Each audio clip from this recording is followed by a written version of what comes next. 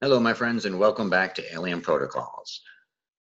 Let's dive into something kind of interesting today. And it's a debate about the very nature of this phenomenon, the whole structure of it. What is it? Why is it? How is it? And what are things we can do to investigate it better in the future? And this all springs from a conversation that Kevin Day had on a recent radio show where Kevin Day was talking about all the different phenomenological experiences that he was having, and that he kind of supported the fact that his events fit into something called the VALLE-DAVIS model, which I'd never heard that exact wording before, the VALLE-DAVIS model, that phraseology. And of course, it piqued my interest. I know Jacques Vallée, and I know his opinions on this phenomenon. And of course, I know Eric Davis and a lot of his opinions on this phenomena. So I wanted to see what this paper was. And I found it, and it's really interesting. I was stunned with how much I agreed with. Of course, you would think with such high-level, well-experienced guys that they would have great ideas. But then they had a lot of ideas and notions that I thought were perhaps not fully formed yet, and some notions that I didn't agree with at all. And I wanted to share and explore that with you guys and get your opinion, and we could really get at the crux of some important aspects of this phenomenon. And I would love to know what you guys think. Ideas and information and knowledge and data is power. And the more we explore and communicate and look at the possibilities, the more we all learn. And I freaking love it. And this phenomena is a mystery that has me, on fire for my whole life. So let's take a peek at the VALLE-DAVIS model, shall we, my friends? Okay, share screen. And here we go. It is not called the VALLE-DAVIS model technically. It is called, in the research paper, incommensurability, orthodoxy in the physics of high strangeness, a 6-layer model for anomalous phenomena. Jacques Vallée and Eric Davis, and this was from NIDS. This is from the NIDS Day, National Institute for Discovery Science, Las Vegas, Nevada. So this must have been paid for by Robert Bigelow. And I would presume this is from the 90s, if not the early 200s.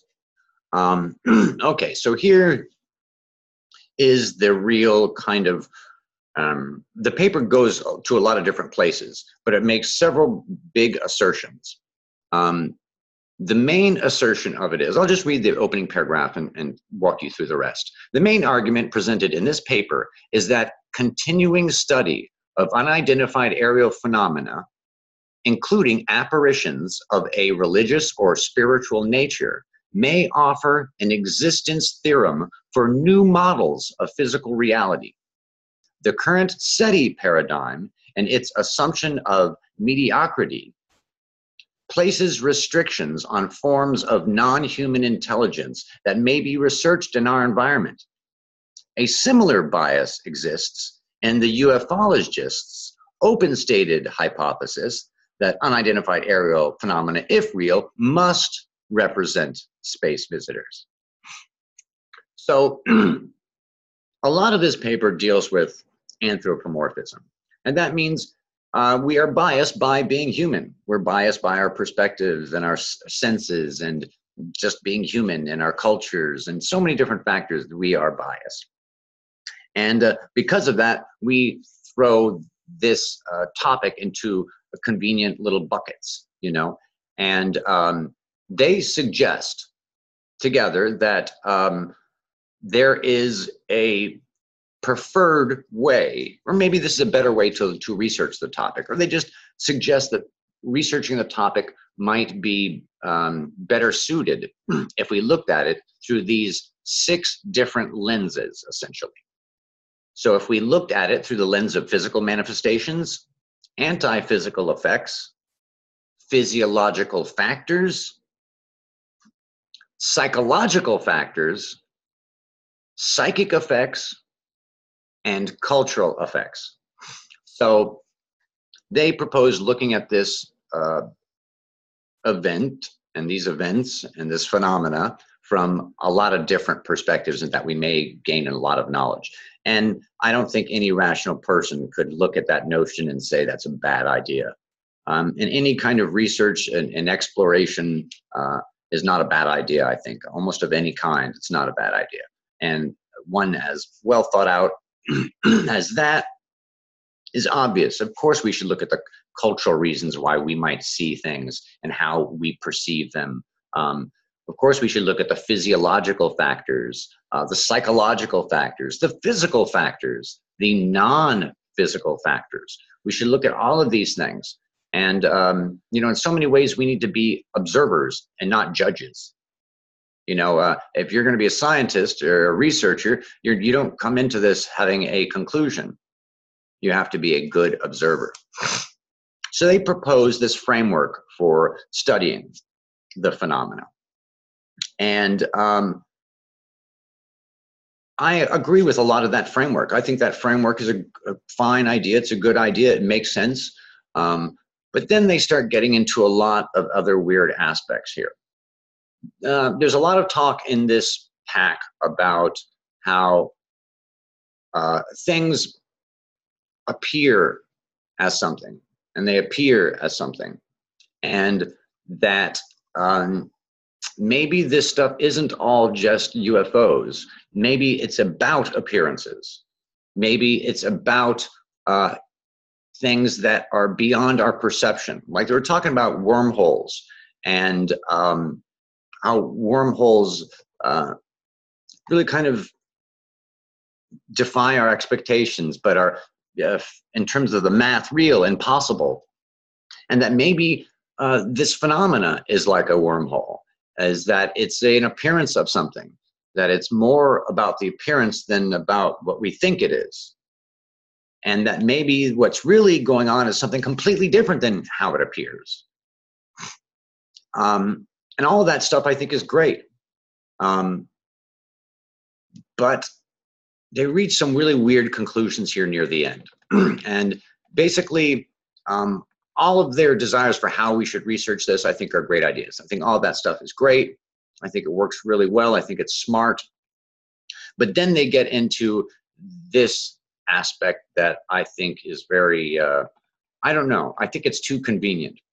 And the notion is, and they spend a lot of time in this research paper talking about it and exploring it. And it's basically the fact that there's a lot of sightings that they believe are fake, that they're holograms.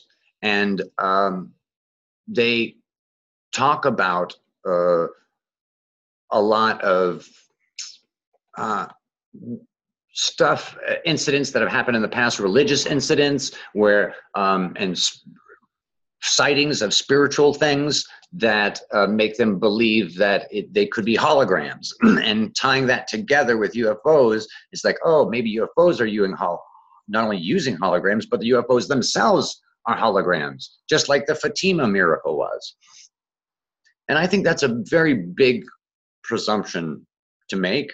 I think putting those two together and putting them together in that way is a very presumptive, you know, aspect. But they really get into this aspect of invisibility and these holograms and augmenting the observer's mind to make them see and believe things as total hallucinations. And I think that, you know, that may be a convenient way to explain a lot of the phenomenology. It can lump it all together. Ah, it's hallucinations. Boom. I think that is a convenient answer, but I don't think it's reflective of what's really happening, in my opinion. They talk about here, as it says, science fiction has familiarized us with the concepts of machines or beings projecting an image of themselves to systematically confuse observers. One could imagine that UAPs represent physical craft equipped with the means to interact with both the surrounding atmosphere and with the senses of observers in a way as to convey a false image of their real nature. Of course they could do that. And you would expect that would happen at some times. We go into the rainforest and animals have camouflage to convey a false image of their real nature. But I think saying that that happens in terms of explaining all of the other phenomenology is a very slippery slope, because it's essentially like saying it's a hologram. It's all a hologram. And I think there's plenty of evidence to show that they're not all holograms. There's been some data and stuff that have bounced off of them. And of course that data could have been, faked. And, but where do you draw the line, in that conundrum of creating fake realities, So personally, I think this model is really cool. It talks about taking into account the psychic nature of the phenomena more. I think they don't have a really complete or fuller understanding of how the phenomena and the phenomenology work and how it's all related and why it's all related. So here we go. Let's dive into their conclusion. Modern engineering has made us familiar with display technologies that produce three-dimensional images with color, motion, and perspective through physical devices. We speculate that UAP are analogous to these display technologies, but utilize a wider range of variables to operate on the percipients, which are the people who perceive them. So I think that conclusion is very presumptuous. To say that UFOs, a large majority of the UFOs in the phenomenology is essentially hallucinations or holograms of an advanced nature is a possibility that may deny a more dynamic, truer reality, and maybe even a more simple reality. We have, and I have for a while, have this fractal theory. And the fractal theory is basically based on simple logic. It's the most simple logical way to progress through a lot of these questions. That's the notion behind it. And the theory basically has predictions that it makes. It has experiments that can be made to test for these predictions and possibilities and things that are expected from this model. And I think this model explains a lot of the strangeness in terms of just the ET craft that VALLE and Davis are talking about.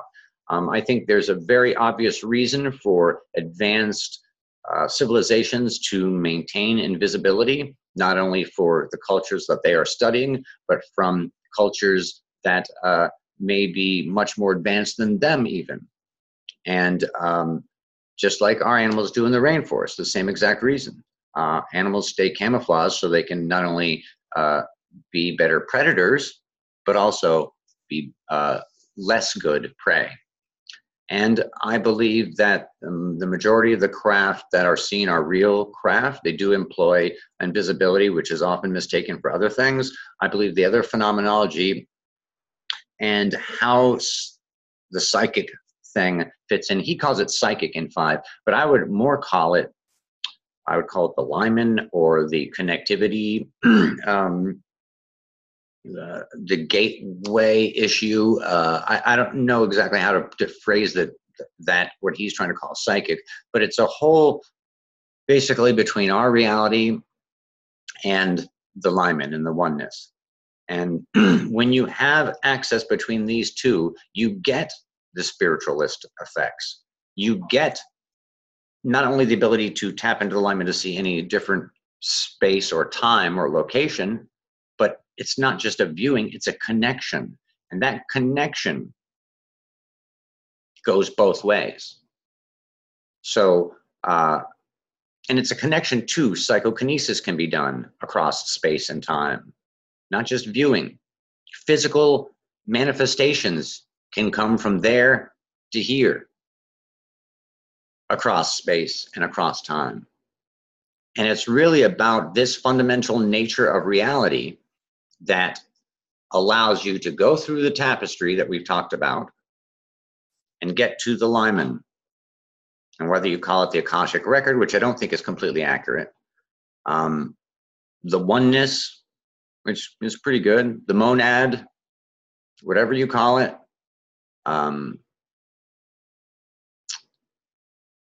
that is what they're talking about with all the phenomena. All the phenomena is that stuff. Every single phenomena that I can think of is all about that axis, the doorway, out-of-body experiences, healing, PK, ESP. It's all about that. It just seems to make such sense to me. It seems to be so simple that I think a lot of these longtime researchers who don't come from a consciousness perspective, who aren't people who practice ESP exercises and remote viewing inside, don't realize that psi and remote viewing and all that stuff is a connection to this space, this limen, this place where everything is connected.